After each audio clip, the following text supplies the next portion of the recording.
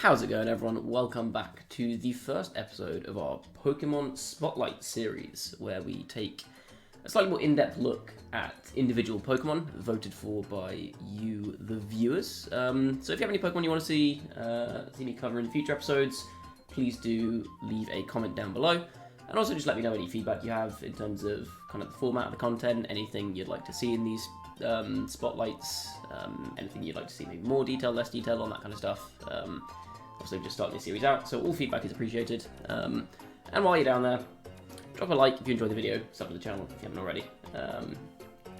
So yeah, the first Pokemon we're going to be covering in this series is Meowscarada, who is looking like they're the new king of the format, really. So Pikalytics has just updated its usage stats, and Meowscarada is top of the pack with about 40% usage on High Ladder on Pokemon Showdown. So this thing is taking off at the moment. So let's have a look at why. First of all, we're going to have a look at the stat block and kind of the overall attributes of this Pokemon. Okay, so starting off, we see this as Grass Dark typing, which honestly isn't amazing typing. Like, it's pretty terrible defensively. It's weak to fighting, 4 times weak to bug, weak to fire, weak to flying, weak to ice.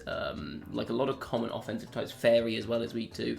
It's weak to a lot of common offensive types, so defensively it's really not that good. Offensively it's okay. There's a few types that it can struggle to hit, like steel types, certain dark types, dragon types it can struggle with. So like King Gambit, for example, it can't really touch. Hydreigon it can struggle with occasionally, depending on what moves you're running. But not terrible. Its stat block is also pretty good, very good speed. One of the fastest things that's relevant in the format at the moment. I think the only other Pokemon that are particularly relevant that are faster than it are like Kilowattrel, Talonflame, and Dragapult. Obviously not including Pokemon that get like Swift Swim or Sand Rush or anything.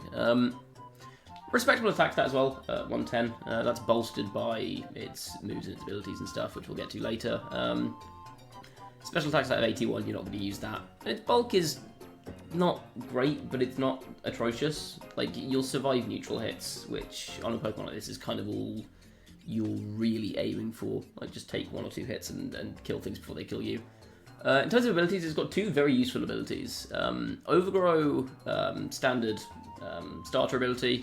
When your HP is below a third of its maximum, the power of grass type moves is increased by 50%, which is usually not amazing, but it has specific use on Meowscarada, which I'll get into a bit later when we go over the sets this Pokemon runs. And then the other ability we have is Protean, which before the Pokemon uses a move, it becomes a pure Pokemon of that type, and this only works once per switch-in, which is a change from last generation. Because in Generation 8, it happened every single time you used a move, which was incredibly powerful. Whereas now, it's a bit less strong, but it's still a good ability, particularly on things like Choice Band sets. Again, we'll get onto that a bit later. So that's kind of the overview of what Meowscarada is. Let's have a look at some of its moves now. So, first up, we have its signature move, Flower Trick, which is a very strong move. So it's 70 base power, and it never misses, and it always crits. So it's just a slightly weaker version of Urshifu's Wicked Blow, if you play Gen 8. Crits are particularly important, I think, at the moment, because we see a lot of stuff running around like Dondozo, which relies on stat boosts.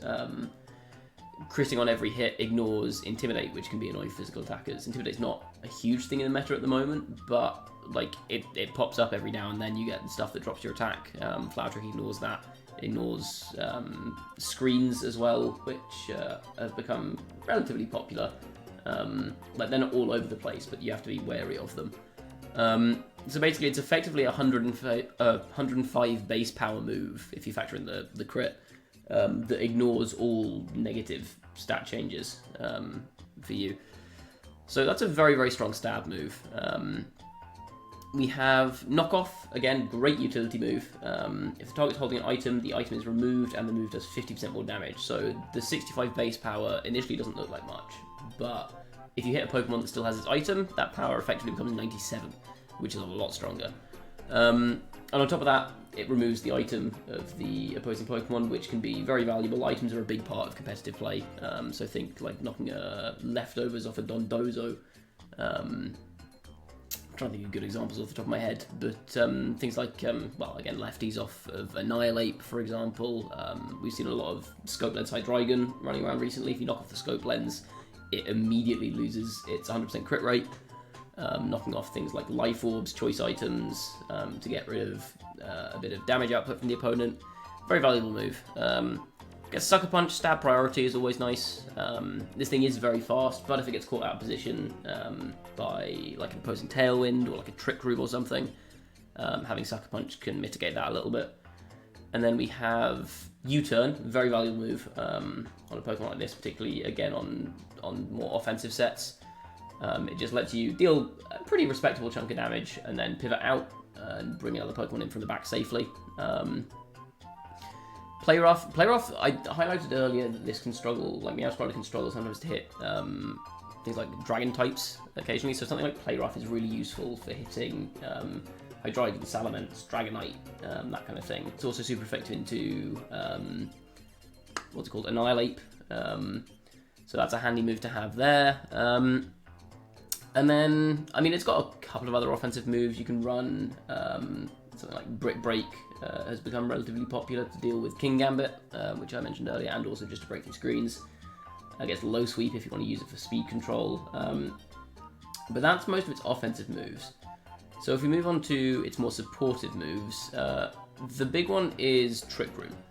So it may seem odd to run Trick Room on a Pokemon this fast, but I mean, if you watch some of my previous videos from Scarlet and Violet, I've used Meowscarada with Trick Room a couple of times, and it just gives it a layer of versatility, and it lets it support a slower team. Like I said, one thing that Meowscarada can struggle with is like opposing Tailwind, for example, so you can reverse that on your opponents, or you can just use it to reverse an opponent's Trick Room if you want Trick Room to be gone.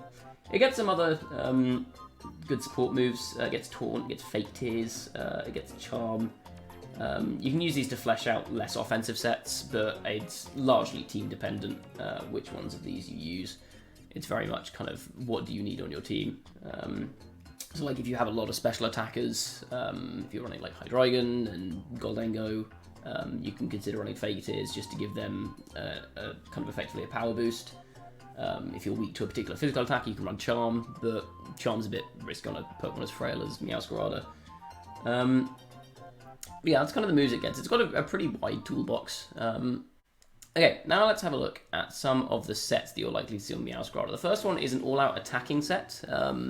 So this you'll see normally either a Choice Band or a Life Orb. Choice Band's, I think, more common, but Life Orb's also an option.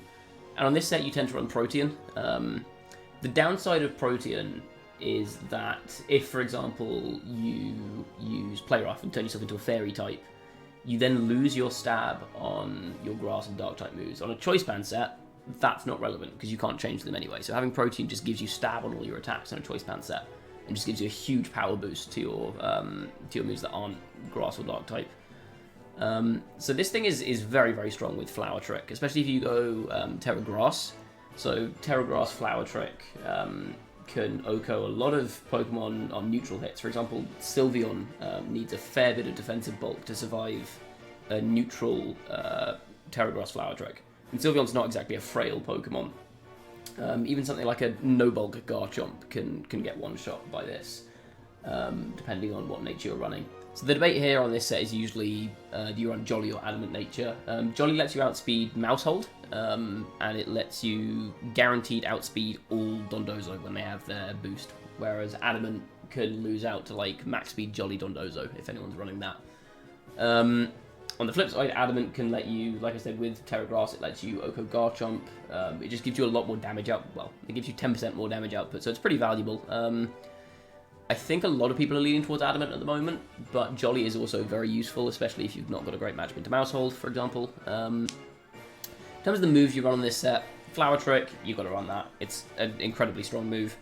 Knockoff's pretty standard. You pretty much always want to run a U-turn on these sets. And I think the last move is kind of between Play Rough and Sucker Punch usually, but you can run Brick Break as well. A lot of people are kind of leaning more towards that now. So you've got a few options on this, but generally you're going to be clicking Flower Trick, Knockoff, or U-turn. The last move is kind of filler. And then the other set you're going to see on Meowscarada commonly is Focus Sash. Now, Focus Sash sets tend to run Overgrow. Firstly, because if you use a move that isn't Flower Trick or Knockoff, you don't want to lose your stabs on those because of Protean. And secondly, there's a nice synergy between Focus Sash and Overgrow. So, say something hits you down to your Focus Sash, now you suddenly have a 50% boost to your Flower Trick. So you effectively get that Choice Band damage output without actually running a Choice Band, which can be incredibly valuable. So this thing, you'll generally see Flower Trick and Knockoff as mainstays. I don't think anyone's really running sets without those. The last two slots are very flexible, though. I've put TBC for both of these, because frankly, you can run, like I said, you can run Trick Room, Protect, you run on sets like this. You could use Sucker Punch, you could use U-Turn, you can use Fake Tears, you can use Play Rough if you desperately need to hit Hydreigon. Like, it's very flexible, these last couple of slots on the Focus Sash set, and as I kind of briefly mentioned earlier, it's very, very team dependent. Which one you want to use, or which moves you want to flesh out your set with. So, lastly, let's have a look at some of the common partners that you see for Meowscarada. Now, this is basically, like, this is almost just a meta snapshot. But you see Meowscarada next to a lot of Dondozo. This is largely to deal with, well, Meowscarada helps patch up matchups against opposing Dondozo, and Dondozo helps to take out kind of fire types that would normally give Meowscarada a lot of trouble.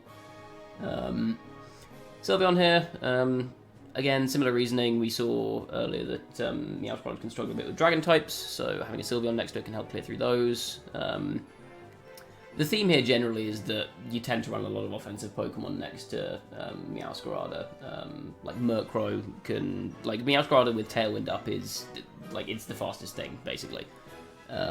Apart from, again, if you see like Tailwind, Kilowatt Troll, Tailwind, Talonflame.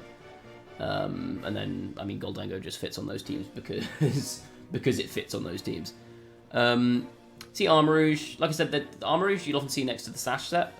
This is an example of what I was talking about earlier, where you run kind of a Tail Room team or like a hybrid speed team. So you can run like Trick Room. Meowscarada is often seen next to Armarouge. And again, Armarouge helps to deal with things like Ice types, for example, that would give Meowscarada trouble, and Meowscarada clears out Water types that Armarouge doesn't want to deal with. And then Dragonite was there. I'll be honest with you, I'm not 100% sure why Dragonite was one of the top partners for Meowscarada, but I'm sure there's a reason. And now we're going to have a look at a couple of the Pokemon that commonly check or counter Meowscarada. I think I mentioned a lot of these earlier, but like King Gambit can be a struggle, which is why a lot of Meowscarada are now choosing to run Brick Break. Because between Dark, Grass, Bug, and Fairy, you're only hitting King Gambit neutrally, and this thing is very, very bulky, so you're not actually doing that much damage to it. Hydreigon, again, dependent on the set, you can run Play Rough on Meowscarada or Brick Break.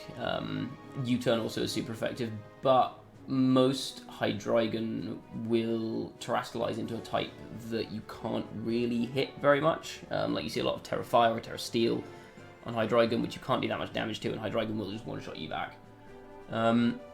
Annihilate can be a problem, especially the Terra Fire variants, because once it gets a bulk up off, you can't really do that much damage to it, and if you hit it with attacks, all you're doing is you're giving it Rage Fist boosts, and it can just KO with Drain Punch. And get all its health back. So Annihilate can be very difficult to deal with if you're building around Meowscarada. You definitely want to make sure you have answers to Annihilate. Volcarona, again, Flame Body's a nightmare for Meowscarada. It quad resists fire. It hits it super effectively with both of its stabs.